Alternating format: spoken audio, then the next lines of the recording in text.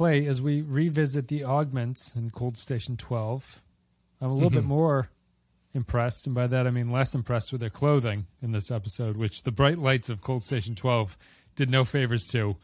Showed me every rip and tear of their fabric, although the one bit of clothing that they wear that I'd be interested to see some rips in, their underwear, is intact. That female augment's panties in her bedroom sex scene are the only piece of clothing that the augments don't have any kind of holes in whatsoever. Yeah, their loungewear and a Rick Berman era Star Trek show. How did this get through his eyes? Manny, I left the show for a reason, and why you bring the underwear back. And it doesn't feel right with him not on the show anymore. It doesn't. I think that might be the last time I do it for a while. It just doesn't feel right.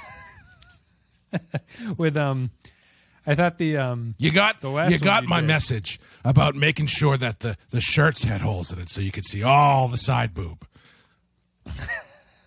I think the last Berman you did was it was a Manny script, and it had Rick talking to Manny instead of Brannon. It doesn't. But it ended with it feels weird. It ended with when is Brannon coming back, which I think is like the best way to send out the Rick Berman voice. But yeah, his fingerprints. This episode's Rick Berman voice is akin to the crew coming back for the beginning of Generations. It doesn't quite feel right, but it had to be done, I suppose. He's just not that interested in the material at this point. So we're going to be talking about. I did. Go ahead. I did notice that. Yeah, the loungewear seemed to be totally fine, like they just got it off the rack.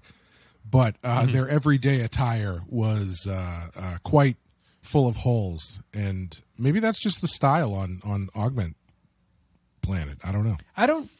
I don't really understand why they're not just dressed like Soong, who's wearing what I consider to be like civilian appropriate clothing. It's sort of like a light jacket and pants. There's no reason.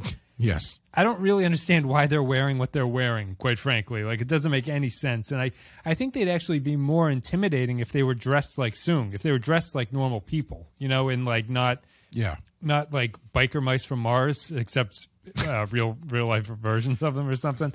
I feel like it must be that since they're augments, they're thinking Wrath of Khan, and since everybody in Wrath of Khan looks like a extra from a Rat video, they had to pay tribute to that. I guess I don't know. I guess augments. But they were marooned. I guess these guys are marooned. But right. I don't understand.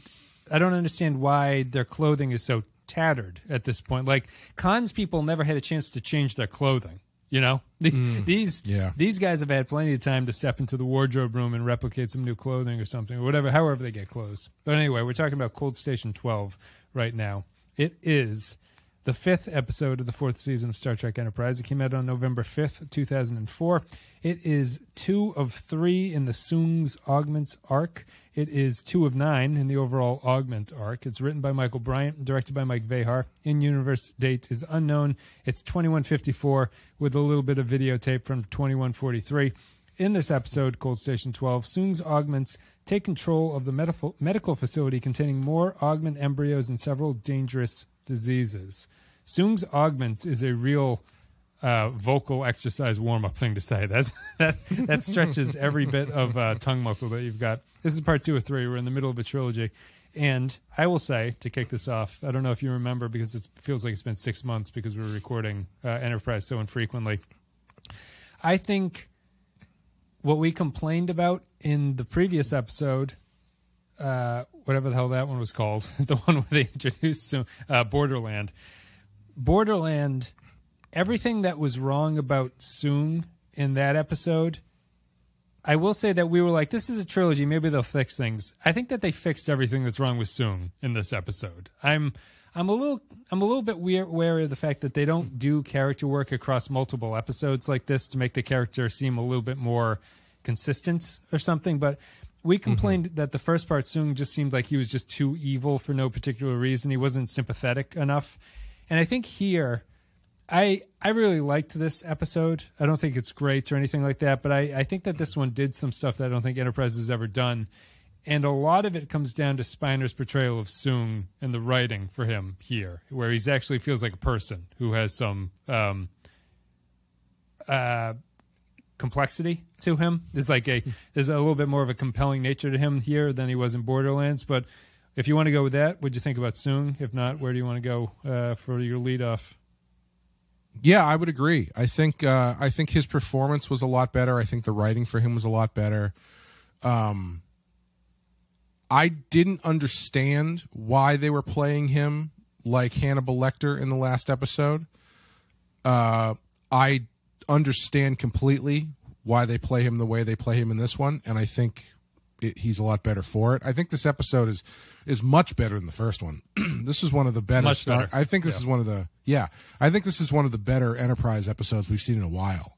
I would agree with it. You speak in like it is all kind of relative, but the reason that I think it's better is because it comes back to Soong, and I was racking my brains trying to think of when the last time. I don't know if Enterprise has ever done an episode, or at least I can't remember it, where a scene takes place and a character has conflicting motivations about what they're doing to something. Yeah. I don't think that ever happens on Enterprise. And I was like, this is the most depth I've ever seen from this show, because Soong is forced to torture someone that he does not want to torture and is kind of like caught between a rock and a hard place of like, I hope this guy doesn't call my bluff, but I also have to do this to try to get the codes. These are my children. I have to do what is best for them. I don't think Enterprise has ever had a scene like that. Every Enterprise scene has been very clear cut about what a character wants and what they're trying to get to. And there's never been a Archer in the airlock, maybe, but even then Archer wanted to throw that guy out, but he also wanted the information. There wasn't this I can't do this moment with Archer that I thought Soong had here. Yeah, and they usually, when they do get close to something like this, it's usually has Archer at the center of it, where he's in some sort of moral argument with the person on the other side. This one is just baked into the action of the story, where you've got Soong presented with a situation that is trying his morality versus his desire to get what he wants, completely independent of Archer. Like Archer's not involved. I mean, Archer is involved tangentially, but he's not like the linchpin in the middle like he usually is. And he's not even there that whole for sequence, the meat of it. Right? Yeah, that whole sequence with Soong trying to get the codes, I thought was really great. Like I was not expecting Soong's portrayal to be that clearly conflicted. I thought he was going to play it a little bit more straight and be a little bit more cliche with it. And the way that they went, I think, is a lot more satisfying, because you do come away with this understanding that he is stuck in the middle of in a situation that he's kind of not prepared for. And isn't realizing that he's losing control of the situation as it's moving along. Like he continues to think that he's in charge of things. He's the Bane line. You think you have power over me or whatever. It's that Spiner sort of disintegrating control of the situation throughout the whole episode. Yeah. And I think maybe in retrospect, the best thing that the first episode did was set up Malik. Is that his name? The leader of Malik. Yeah.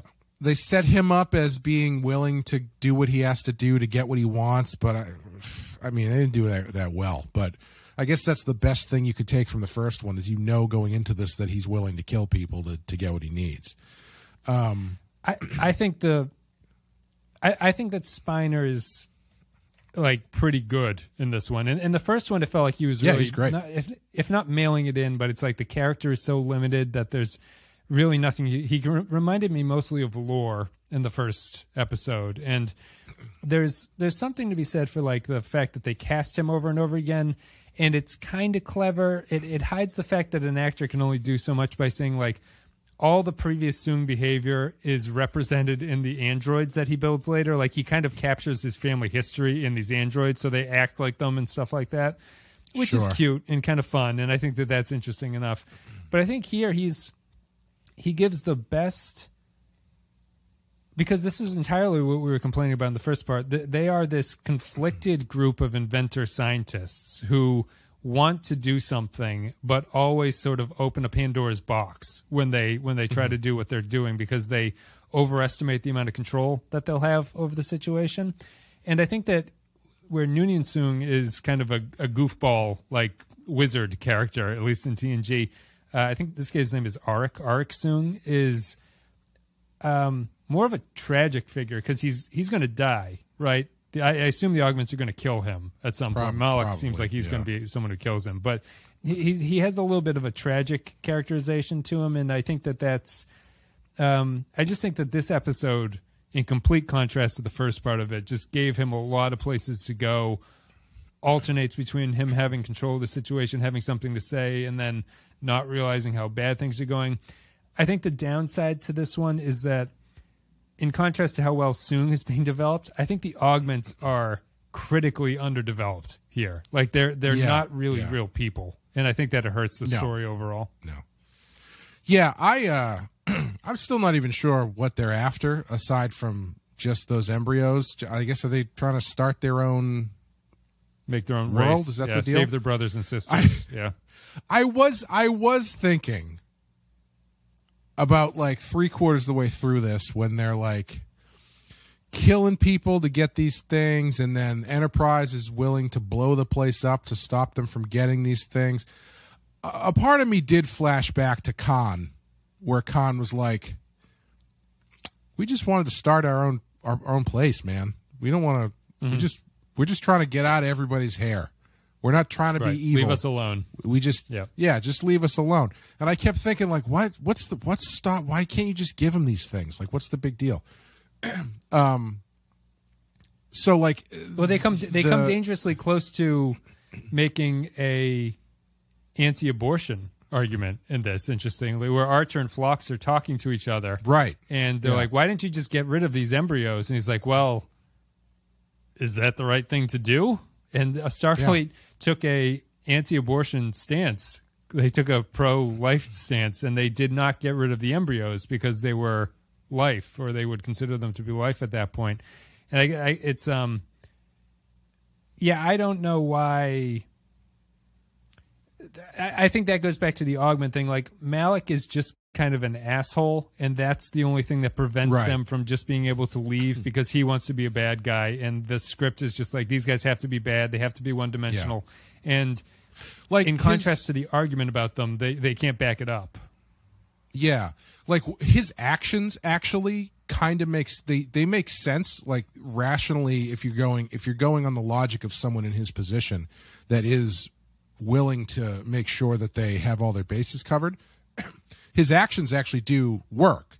They don't seem necessarily mustache twirling evil. Like, Soong isn't willing to torture that guy or possibly kill him to get the information.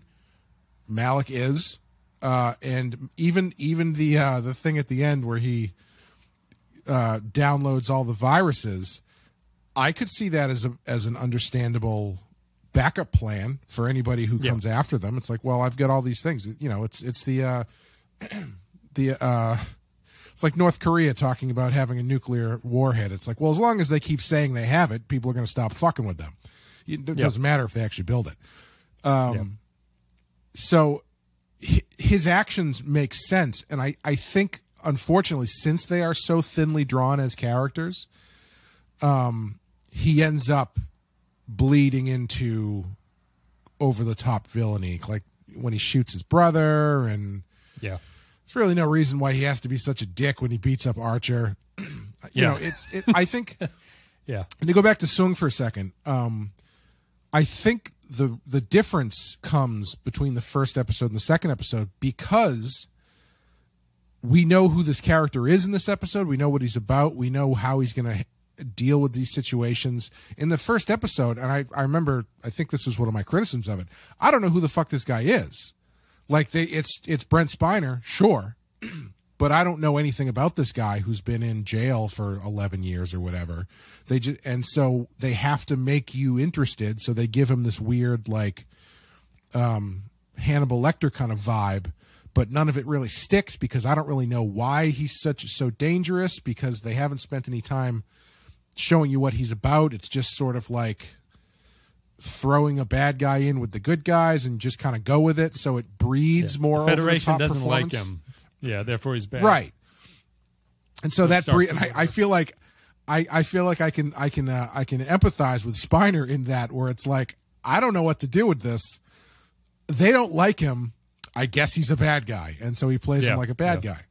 This one, he's a lot more nuanced, and you actually have an understanding or an idea of what his point is or what he's about. So I think that is what leads it to a much more considered performance.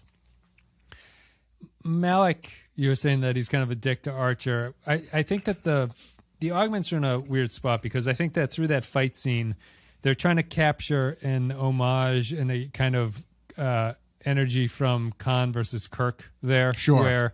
That kind of interaction and hostility makes sense from Khan, because he does not like Kirk. Like in Wrath of Khan, it's obviously because he wants revenge, and then Space Seed, it's because Kirk is trying to stop him from doing what he wants to do.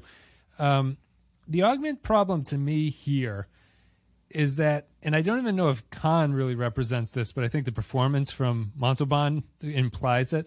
The Augments don't come across like they're superior to humans in any way, except that they can beat you up. That's like the only advantage that they have. So they're not like, I know that they wanted to focus on Khan has a working here. knowledge of classical literature. He does. He's well read. Yes. In the torture sequence here, right? I understand that they want Soong to have a lot of agency and to be the central part of it, but I feel that you could probably, if you wanted to play up the Augment side, Malik has to kind of push him in this direction a little bit more than just being antagonistic about it. Like, it's like, this is the only way we have to do it. I'm playing 4D chess while you guys aren't thinking about anything. The Augments are just a bunch of CW actors who are not very good, wearing ripped clothing, and they are strong. That's all they have going for them. And the context or the way that they're presented is that they're supposed to be, it's the Benedict Cumberbatch, like, what are you better at? Everything. You know, like that. It's supposed to embody that kind of a thing. And I don't see them ever outthinking anybody the way that they're portrayed here. Like, Archer always has the upper hand intellectually over them, which I think is a mistake. Yeah, I would agree with that. Yeah, I think that is a general problem with any augments that they have in Star Trek, is that I think Montalban looms so large that it's difficult to actually flesh them out. They never really bothered to do that. And that fight did remind me of something you would see in original series Star Trek, even down to one of those weird movements where Malik's got like both of Archer's arms, and he kind of like does a big windmill, and then Archer just kind of like squeezes his arms to his body and goes, ugh, and he falls over. It's like, I don't even know what that movement is or why it would hurt, but okay. Yeah. It seems My like favorite a very was the 60s uppercut scene. The uppercut to Archer that like knocks him into the wall against the light. Like, he falls back down. It's all, this apparently won like an Emmy or something for its effects work, which I thought was funny. But I actually think, I was thinking about it like, I think that Khan. That's another thing too. I mean, I guess he's obviously toying with him on purpose, but like, if this were quote unquote real life in this situation, an augment would like dodge his punches twice and then kill him with one punch. You know, right? And there would be no reason to keep him alive. It's like that Bondy villain thing wouldn't really exist. It's like, there's no upside for me to allow you to keep living, so I'll just take care of you now. I was thinking like. I actually think the intellect of the Augments is best portrayed in Into Darkness, actually, because Khan there actually sets up a fairly complicated plan that maybe is a little bit too complicated in reality, but it causes too complicated. It causes a lot of stuff to happen, but at least it makes it seem like he's thinking ahead in what he's doing and being like, if I do this, the Federation will react this way, and then I'll do this, and then that'll happen. The Augments here don't really have anything like that. It's when you were saying they're downloading the viruses as protection, it just felt like you almost expect them to do something more with it or something like that. Yeah, Khan's plan in Into Darkness, as complex as it is, I still find it really funny that even after all of its complexities, it still starts with, what if I show up with a gun and just start shooting? Yep. Just to trigger these dominoes to fall down. Yeah, so I don't think that they've ever portrayed them well, which is strange because you think that as a writer you'd like them. And so far, we'll see what happens with that Noonien Singh crew member on Strange New Worlds. Crew member. The crew member who just has an unfortunate last name. She'll be I get that a lot. I get it a lot.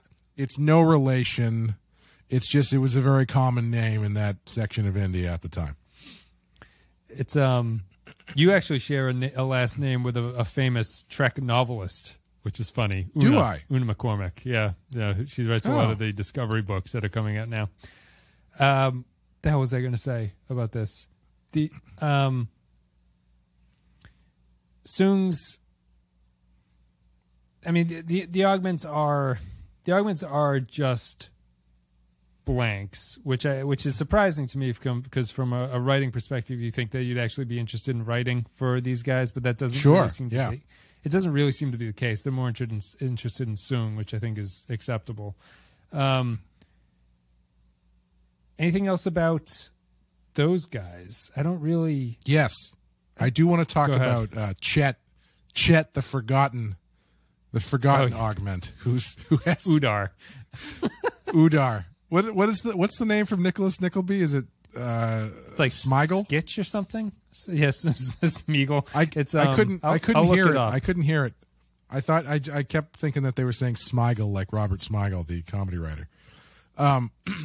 When they showed the picture of his parents, and his dad looks like Matt Berry from What We Do in the Shadows, like he looks like a 17th century vampire.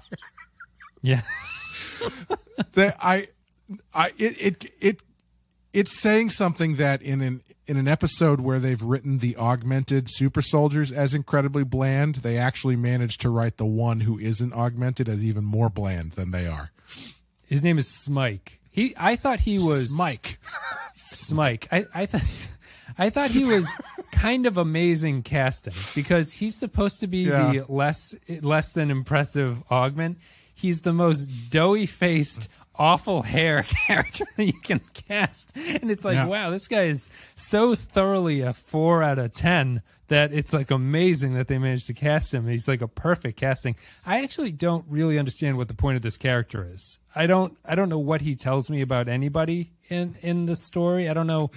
Like Soong is kind of likes him, but he likes all of them. I don't need him to feel bad for the handicapped augment. And Archer tries to use him to get to Soong, but it doesn't work. He just gets killed by Malik. I don't know if that would have worked if they hadn't failed taking over the station or whatever. But what did you think about Udar, the great Udar the Great? Smike? Smike. I don't know why he came, like in a practical sense, why he came on that mission with them.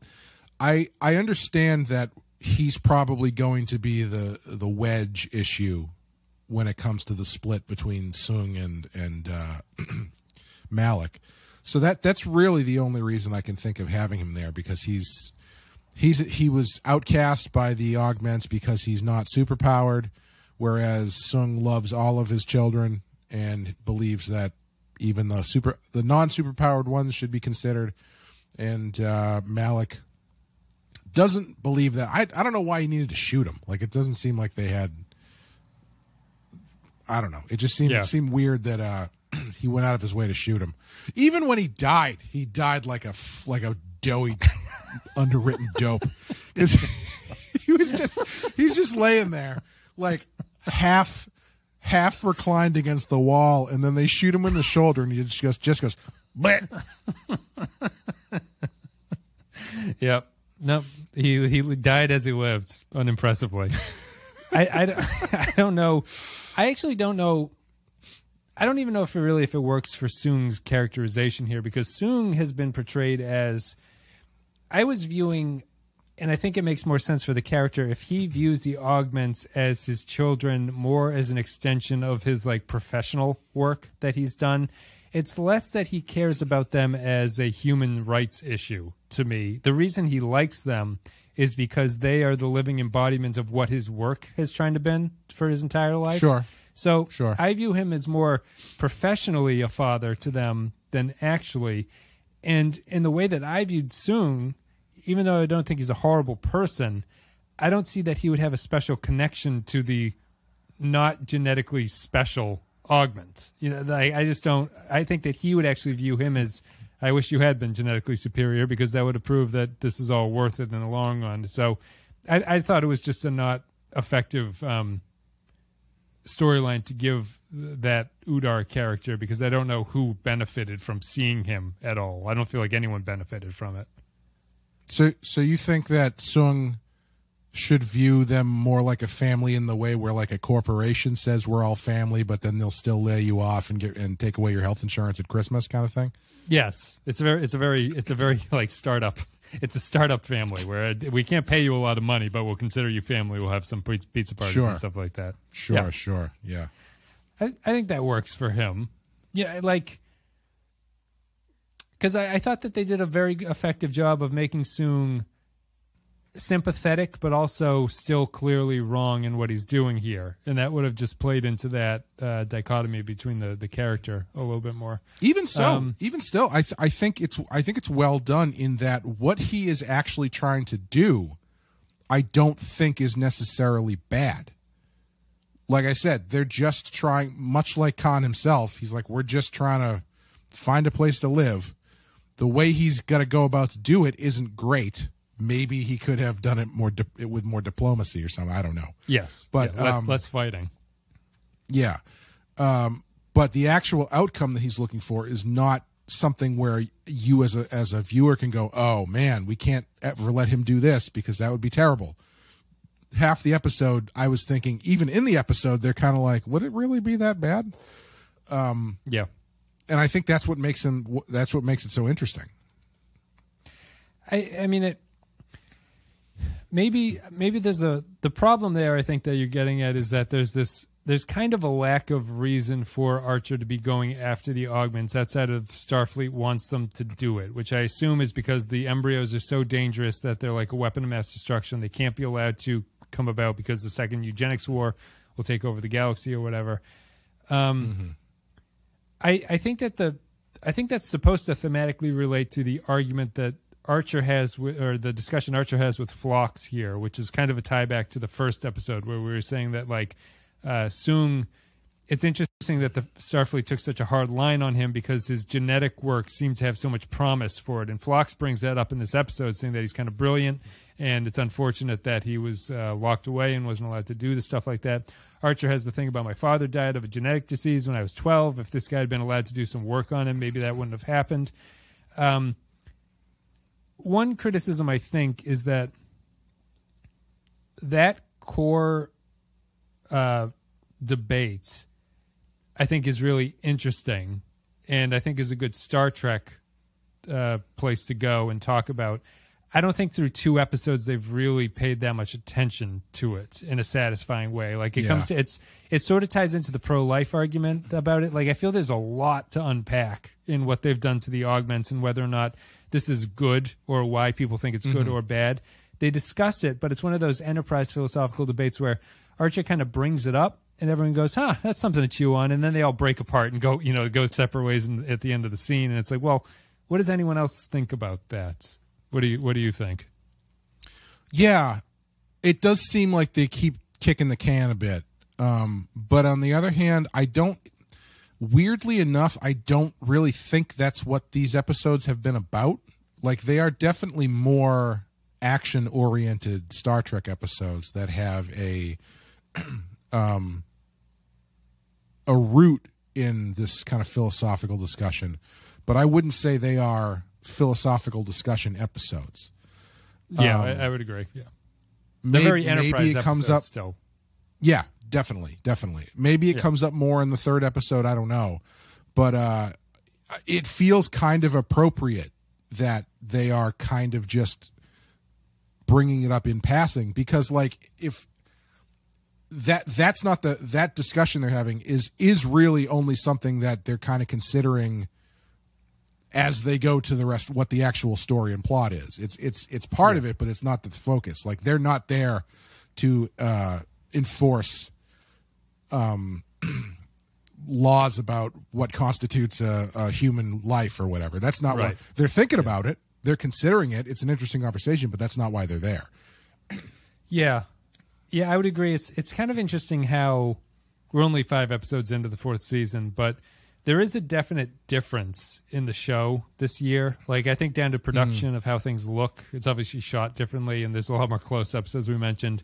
I think that it's, on the whole, I would say that it's written more thoughtfully, I think. Like, I think that I can see what they're trying to do in the episodes in a way that I think earlier episodes of Enterprise I didn't really think that got across.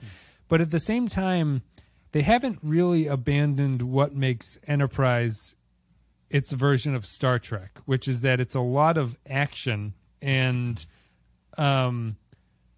not much discussion. Or if there is discussion, I don't feel like it's like, this is good script writing that they're doing right here. Like, this is good character dialogue between two foils to each other.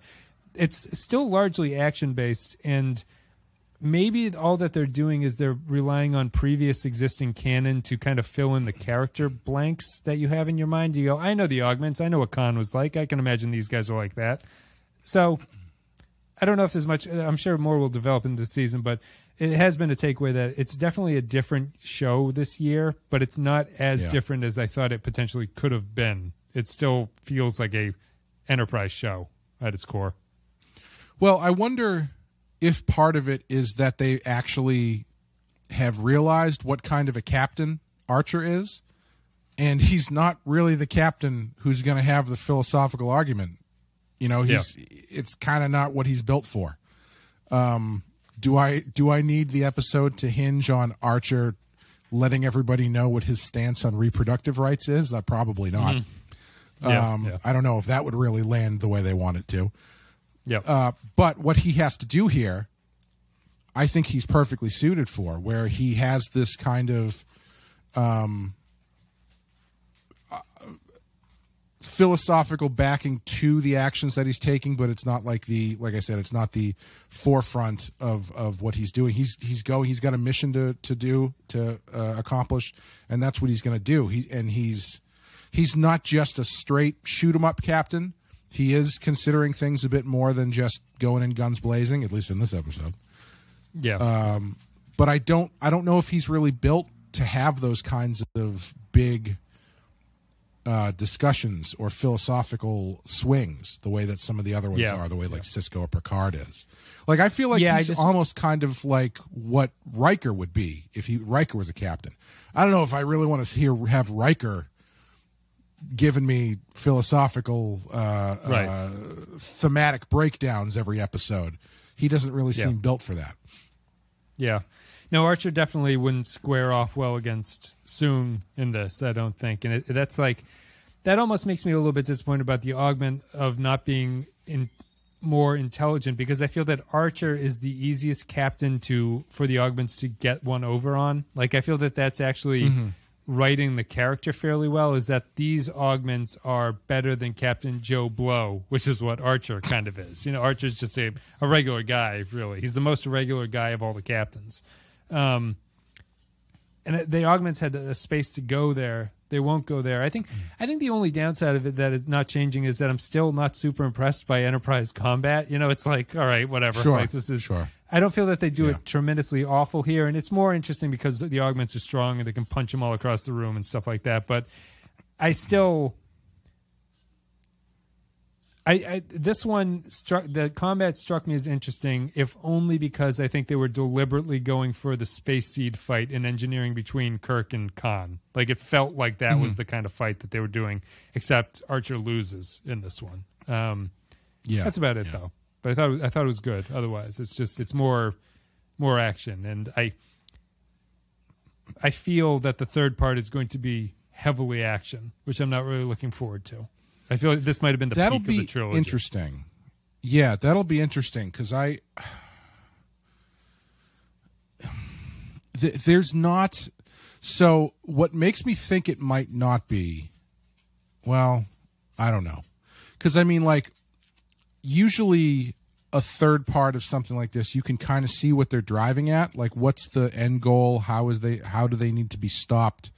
But that doesn't really, again, like, what they're doing isn't like a life or death situation, really. They're not like, it's not like you have to stop the Xindi from getting the giant ball weapon to Earth or anything. You know what I mean? It's just sort of like we have to. Sorry, what's the ticking time bomb here? They have to get them before the Klingons do something, right? Oh, is that the case?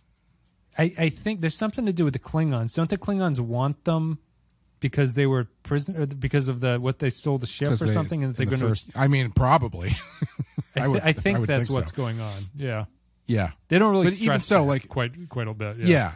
The big ticking clock at the end of this episode is saving the people on the station before the station blows up or all the diseases get released. And then after that, it seems like it would just be a chase with. I could see the next episode being more inner. I can never remember which one's which. Anyway, yeah, interpersonal drama with Soong and the augments and stuff, because they've clearly set that up to be the big explosion point in the next episode. That's funny because I'm actually least interested in Soong talking to the augments. I feel that Archer. I feel it's Soong talking to Archer. That's interesting to me. You know, because there's the conversation between the augments and Soong will fall back on what I think the only way they can go is that I'm your father, and they'll say you're not our real father, and then they'll stab him in the chest. You know, like I feel like that's the way that relationship ends. But Soong and Archer, I feel there's an argument to be hashed out, which ties into the thematic relevance of whether or not what Soong is doing is the right thing to do.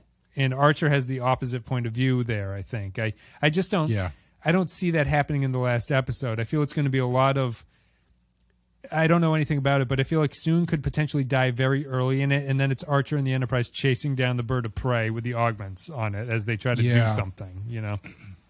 Yeah, that's possible. I feel like that's a waste of Brent Spiner if you do that, though. So I'm gonna give them the benefit of the doubt and say that Soong sticks around for the majority of the episode, because at the very least, until they get to talk about the Eugenics War, in which Doug Flutie and Frank Thomas were fighting each other over the half of the world that had low testosterone. Is Doug Flutie a part of that? Really? Yeah, he is. Wow. Ladies love it too. Is that part of his ad line? The ladies love it, or is that? I thought that was Frank Thomas or something. Yeah. One of them says it. Yeah. Yeah. Well, Eugenics, maybe not for us. There's one of those.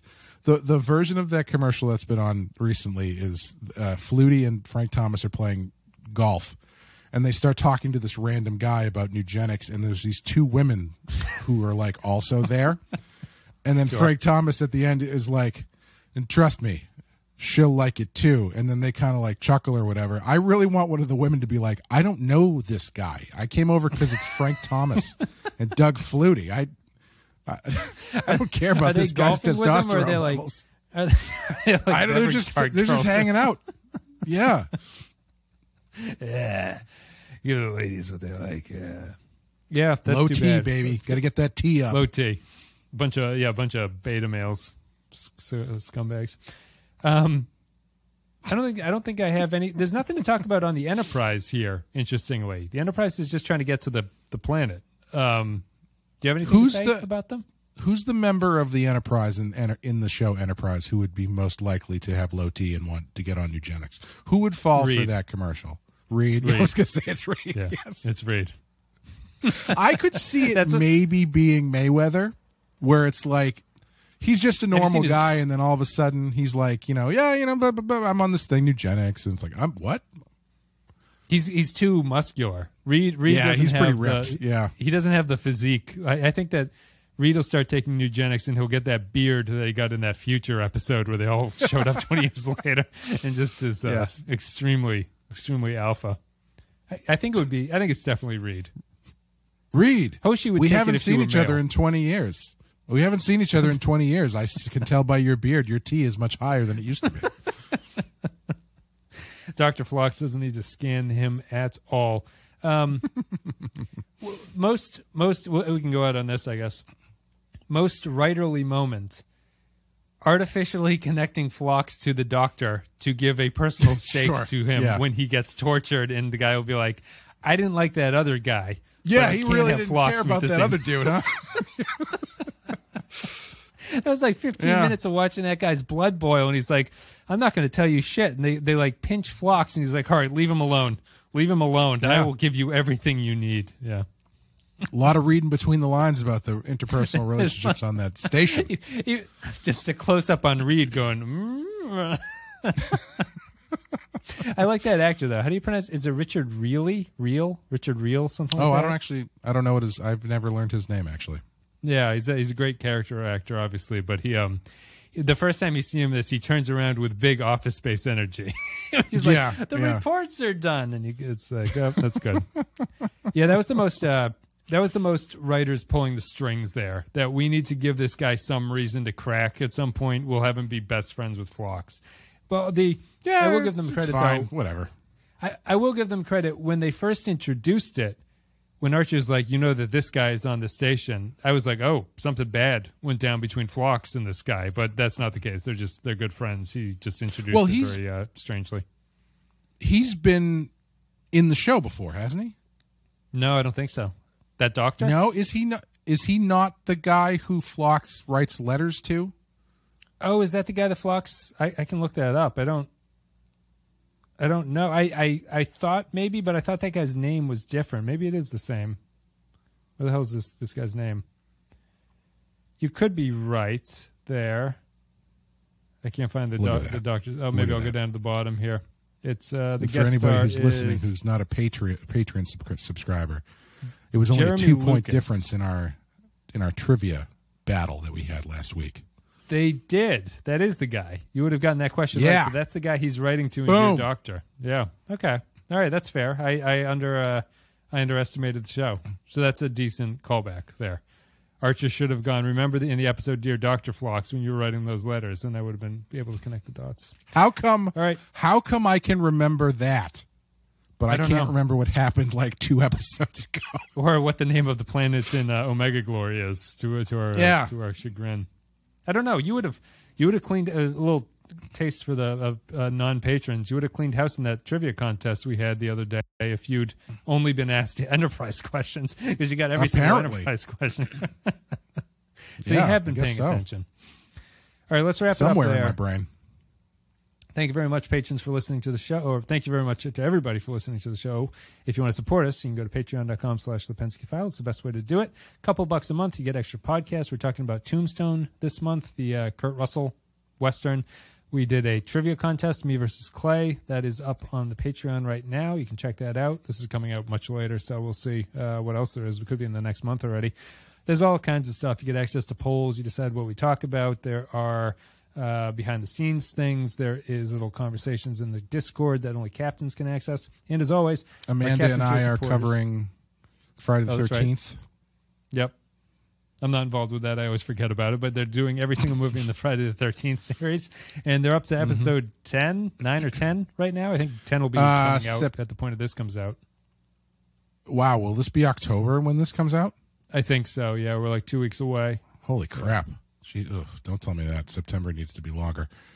Yeah, so that'll be September will have been Jason Goes to Hell, and October will be Jason X, which I am very excited about because I don't actually think I've ever seen. So you guys can get all of that and more at patreon.com/Lipinski File. And as always, our Captain Tier supporters get a special thank you. Special thank you goes to Samuel Custer, Tarek Latif, Joint Mango, Kyle Barrett, Mike Burnett, Andrew Churlog, Matt Ross, Christian Pouch, Michael Pond, Matt Cutler, Nick Sergi, Grim Santos, Sean Bradley Killens, Brandon Howells, Dwayne Hackett, Vault 13 Hero, Kevin Reyes, Jordan Cooper, Russell Elledge, Stephen Minton, HH28, Darth Mosk, Derek Zajac, Paul Roscoe, Jake123, Poindexter G, Patrick Seba, Dave Davies, Johnny Franceschi, Mike Harris, Captain Brazen, Eric Sanjuan, Jakey's Gamer, Kevin Lowry, Corey Martin, William Scheisler, Rayhan Jaffer, Nick the Rat, Diz Bretta, Soylent Blue, Zane Majors, Olivier Pardue, Ed Mark Starr, Garoppolo, John Zorn, Retail, Tom Hickey, Jose Hunters, EWNF Remixes, Captain Munchausen, James McLennan. The next page says Beal, Jonas, Tommy Tango, Tuvix Must Die, Chris McLaughlin, and Mutilated Puppet. Thank you very much, everybody, for supporting the show. Now we'll go to Patron Thoughts. If you support the show at the $5 and up level, you can leave your thoughts on Patreon about upcoming episodes. We read them. Matt Ross says, Cold Station 12, the second part of a very long, slow, ponderous Khan homage or remake is hard to watch from its pacing to the downer music cues throughout, and it raises some weird questions like why are there only 2 security guards on this base? Why did Nobulans ply space like the St. Bernard sheepdogs? Glad I don't work for Dr. Lucas. He seems to only have concern for main characters. And then we have Action Archer fighting the feathered-haired, over-enunciated Augments and another homage, but to the Andromeda strain. 2 ripped uniforms out of 5. If you think that this episode was plodding and ponderous, I don't know what to tell you. Because this is about as... Oh, he did say ponderous, yeah. This is about as well-paced an episode of this show I think there could be, as far as like keeping things moving, doing some interesting stuff, having some good scenes, and like keeping it tense by the end. I don't know if you're going to get better than this, honestly. I do want to stress it in case I didn't stress it enough. The scenes on the space station in this episode are maybe some of my favorite Enterprise scenes that they've ever done. Yeah. And interestingly, the main cast is not in much of it. Or if they are, they're like locked in that glass room and they can't do anything about it. I thought it was really good. I really like the space station stuff here. I think it's 2 good actors, well-constructed scenes, complexity to what's going on, where characters are doing things that they don't necessarily want to do. They feel bad for the doctor character who's watching his coworkers get tortured, but it's like, I can't give these assholes all these biological weapons. What am I going to do? It was good stuff. Rayhan Jaffer says, Cold Station 12, an interesting tribute to the 1993 film Homeward Bound, this episode where Porthos is left on the surface of a planet during a recent mission and finds his way back to the Enterprise on a series of merchant ships is surprisingly heartwarming. The choice to have William Frakes voice Archer's Beagle is a little confusing if you're familiar with Riker, but the multiple jokes about the leg humping make it clear the show is somewhat self-aware. The B-plot where Trip takes a microspanner to the forehead and engages in a series of Phineas Gage-style antics doesn't seem to have any thematic relevance at all, but it was a fun romp even if the catfish scene was disturbing as hell. 4 brain-damaged Floridians out of 5. It's another Discord joke. Discord. It's where people need to be to get raised jokes. Nick the Rat says, Cold Station 12, why is Phlox calling the poor dude Smike? What a jerk. What a schmirk. When does this Soong have time to have kids? That's a good question. Is this Soong the father of the other Soong children, I guess? Or do all of his brothers look like him? And he, you know what I mean? Because he has to have offspring. Yeah. If he is the father, I guess he can't die in the next episode unless they specifically mention that he has kids, maybe. I don't know. I don't know if they care. Yeah. I don't know. Maybe the Soong family just has strong genes. It might be. They might be just families of identical twins and triplets the whole way down. It's just everybody looks exactly the same. It's possible. Why do science vessels travel around with no security? Then to top it all off, Archer calls the poor dying dude Smike as well. Is everyone on Enterprise at schmassholes? 2 deadly viral infections out of 5. So the one thing I did want to mention is their transporter. When did their transporter get 22 million mile range? Because they were flying towards the place, and then Mayweather's like, "We're 22 million miles away, sir." And then they get stopped by Soong there, and then they just back up a little bit and transport it. Why didn't they just transport everybody to begin with? Have they given up completely on you can't transport people in this series? I guess. I think they have. Yeah. Right? The Enterprise stuff on the ship was a little bit janky in that sense. Like there was also when the self-destruct thing doesn't work and they decide to fly in and blow it up, and they all of a sudden get ambushed by the bird of prey. Like nobody considered that there was still a bird of prey out there somewhere. Like there wasn't even. I think they might talk once about again, it, but they don't. Yeah. Once again, T'Pol is not a good commander. She should not be put in charge of this ship. Every time she's in charge, something goes wrong. She's still all emotional about everything. Like they aren't really talking about it, but it's clear in her performance that's what's supposed to be going on. What what a dumb plot line that they just need to get rid of to dump that thing, because it's saddled her with this pointless personality quirk that adds literally nothing to anything she does, except makes her, whenever she's in a scene and someone else is talking, she's always got like deeply concerned eyes looking at them like that, and it's just like this is a waste of time. Kyle Barrett says, Gold Station 12, a.k.a. the most brightly lit space station ever put to film. Sorry, digital. Very bright. My favorite episode of this arc. This one mixes some cool action with contemplative scenes like Archer talking to Phlox about whether any good can come from Soong's work and the pain of his father's illness.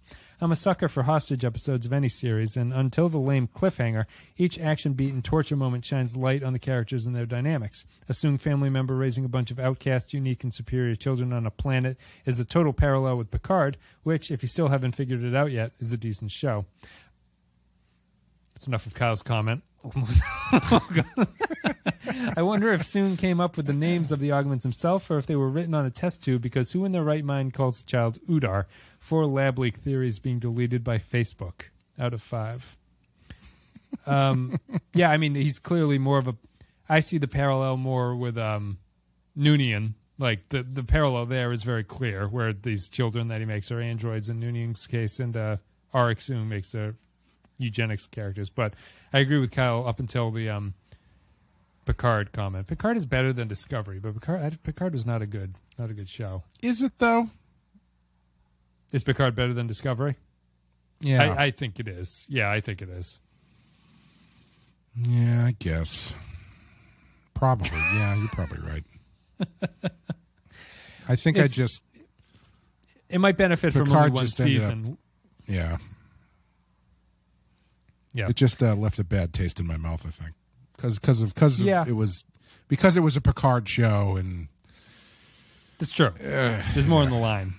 There's more on the line with the Picard series. So after season 2 of Picard airs, I might reverse my opinion about it, but I saw someone mention, I can't remember if I saw it on Discord or on Twitter.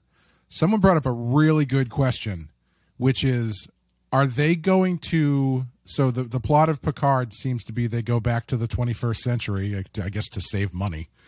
Are they going to portray the 21st century the way they portrayed it in Deep Space Nine, which is having the sanctuary cities or areas and stuff? Yeah, Gabriel, whatever that guy's name, Gabriel Bell, the Bell Wars. Yeah, with everything all messy and fucked up and everything, or is this just going to be, we need to save a couple bucks, so now what if Picard was on NCIS?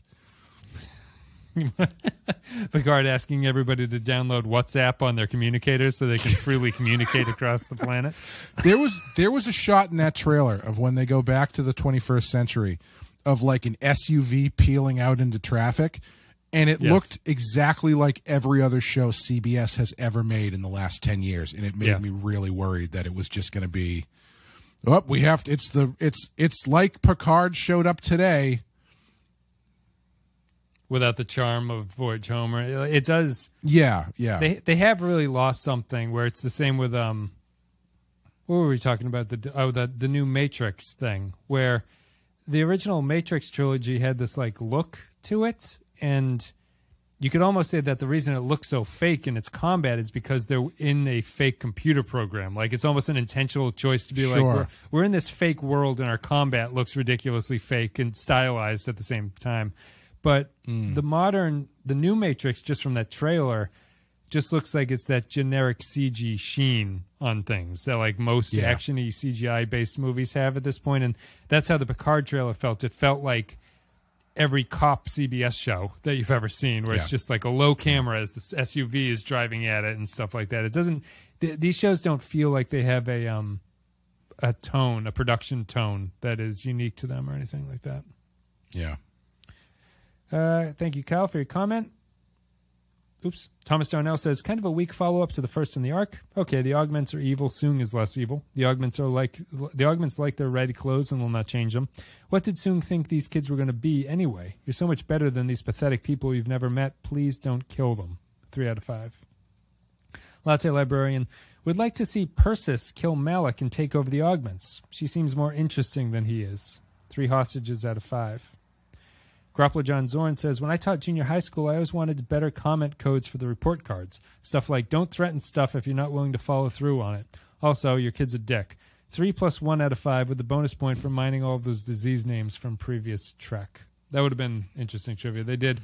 All the diseases that they mentioned are previously existing stuff, which is just a nice way to fit in continuity or whatever you want to call it, Easter eggs like that. You know, my problem with this show, Wes, is that it's constantly just references, and the jokes just aren't funny. It really is. Well, wait till the next episode where Soong is raped by Magato to really change your opinion. Yeah, that is an ending that I don't think either of us will have seen coming. So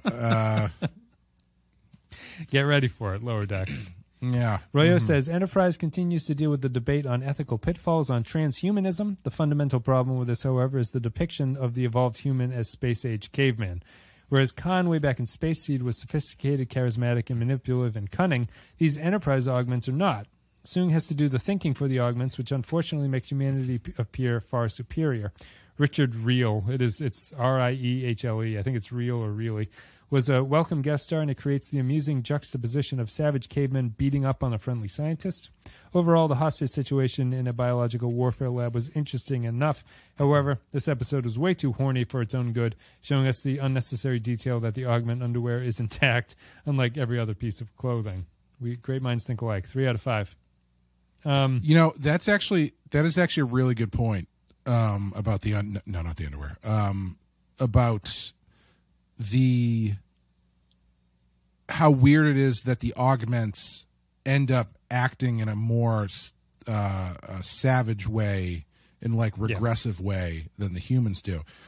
Because like you would think, if all of these augments were super smart and super sophisticated, it wouldn't be like Lord of the Flies. It would be like they would show up and be like, this is our council. We reelect every 2 years. We have term limits, and we have a constitution. It'd be a lot more. It wouldn't be so much ripped shirts and headbands. It would be more like business attire and I've written a 500-page dissertation on why you should give me these codes. I'd like you to read it before we commence any further communication with each other. They would beat you with paperwork. They wouldn't shoot you to death. They would beat you with paperwork, and they would show up to that space station with all the necessary permits and a overturned case from the Supreme Court to get those embryos legally. I suppose there's an interesting way you can go where the augments, being better than humans in virtually everything, the augments are naturally aggressive because it's an amplification of something that's innate to humans. It's kind of like an anti-Vulcan thing. Sure. I could see that being the case. I don't think they ever bring that up, but outside that, I don't mind the augments being violent with people. I just wish there was more of a clever use of the violence that they would do. It wasn't just them punching people or like torturing people or whatever. I wish there was.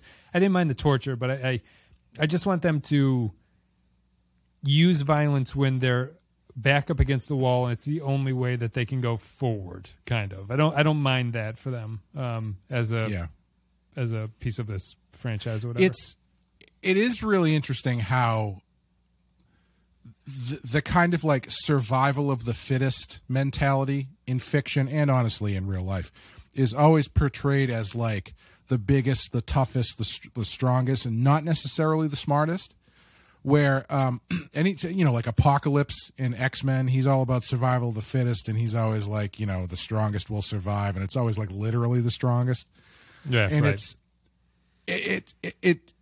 Every time I see that, it reminds me of this nature documentary that I saw one time.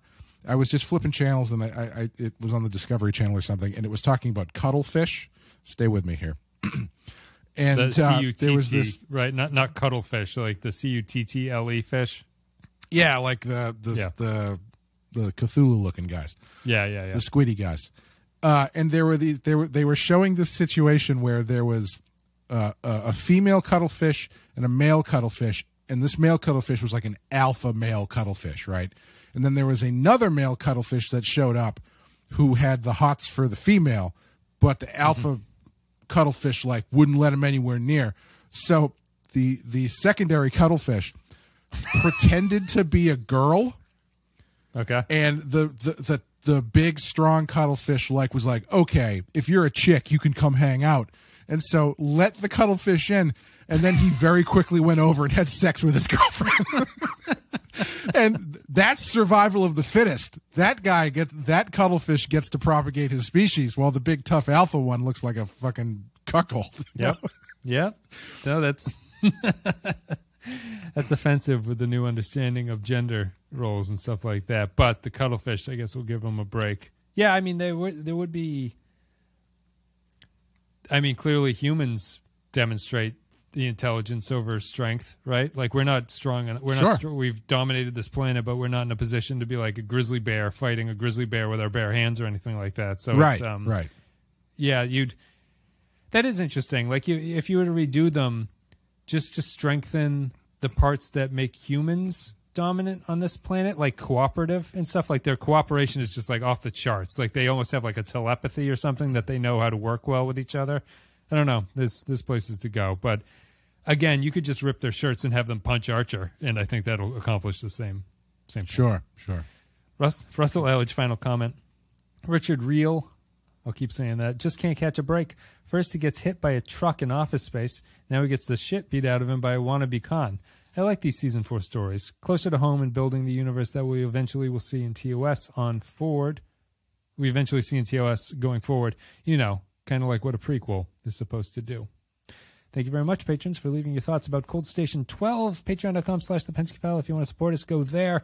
Clay, on a scale of 1 to 5, what are you going to give Cold Station 12? I'm going to give it a 4. I thought it was really good. I think it was one of the better ones I've seen in a while. And if this is the kind of heat they're bringing in season 4, then keep it up.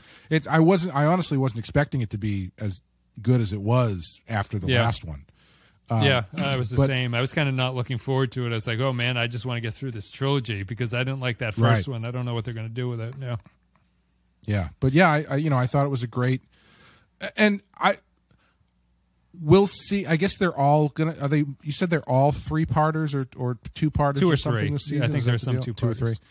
It'll be interesting to see how this shakes out because I think you have a bit of what's the word I'm looking for? You've got a bit of a leg up being the middle piece of a trilogy where you can really kind of throw a bunch of shit at the wall and not necessarily worry about how it's all going to stick, you know? And so they did this one I think worked out really well. We'll see moving forward whether or not that keeps up or how these things shake out piece by piece. But as far as single episodes go, I was watching it with my girlfriend. At the end, she turned and looked at me and goes, wow, that one was actually really good. And so, I mean... Yeah. What else do you need? I agree. I'm going to give it a 4 as well, I think. I was pretty impressed with it. I think Spiner was really good in it. I think that Soong is an interesting character. He's become my favorite of the Soong characters, I think, not including Data and stuff like that, but of the human family. I thought it was layered and compelling in a way that, I was sitting on the chair just going like, oh, like, what's going to happen in this lab sequence? Like, is Soong actually going to kill this guy? Is that really going to, like, is he, and he does kill the one scientist, I think, right? He tries not to, but it's already too late and he dies. So that's it. And I thought that was neat. I thought it was interesting in a way that a lot of Enterprise episodes have not been interesting to this point. And I liked it. So I'll give it a 4. That's it. We both give it a 4. That's it for Cold Station 12. We'll finish up this trilogy of Soong's Augments in the next episode, which is called The Augments, I think. That's it. Thank you very much. Support the show at patreon.com/ThePensky File if you're so inclined. Otherwise, the shows continue. Lower Decks coverage alternating with Enterprise for the next few weeks until we're done with Lower Decks. And then back to Enterprise full time, I think, at that point. So, Clay, do you have anything you want to say before we go? Keep checking out, if you are already, Rotten Horror Picture Show and Badass Podcast. We are coming up on the end of the Batman the Animated Series. We've only got a couple episodes left. And Rotten Horror Picture Show, we're trucking along. We have recently done The Invitation and Phantasm and 28 Days Later. So we're hitting some interesting ones right there. And on Patreon, Amanda and I, as I said before, are covering the Friday the 13th series, where there are conveniently and maddeningly 12 of Friday the 13th. There's only 12 of them. It suits our cause, but is really makes my head hurt from a organizational standpoint. Suits the idea of a Gregorian calendar, but it does not fit the theme of the series. You want a baker's dozen if 13 is in the title, you know? Yes, yeah. I guess that's it then. I've been on Twitch. I played a Star Wars or Star Trek video game on Twitch for people. If you wanted to watch that, you can watch that. It was not a very good game, but it was fun. And thank you to everyone who joined that and watched that and helped me. Has there ever been a good Star Trek video game? No, there's never been. It's really surprising. I don't think it's a franchise that can make a good video game. It's like they have a VR game that's called Bridge Commander, which looks great in terms of what a Star Trek is, which is that you and your buddies, 4 buddies, wear your VR headsets, and you all have a station on the bridge, basically. Like there's an engineer, there's a captain, there's a tactical, and the captain has to issue commands to the other people who do stuff like that, so it's kind of a teamwork-based. Oh, sure. That seems fine. But that really seems like the best you can do with a Star Trek game, because so many of them are just like shooters and stuff like that, and it's not really what Star Trek, the TV show, is about. So that's it. We're done. Thank you very much, everybody, for listening. We will be back with the Augments, and we'll see you later.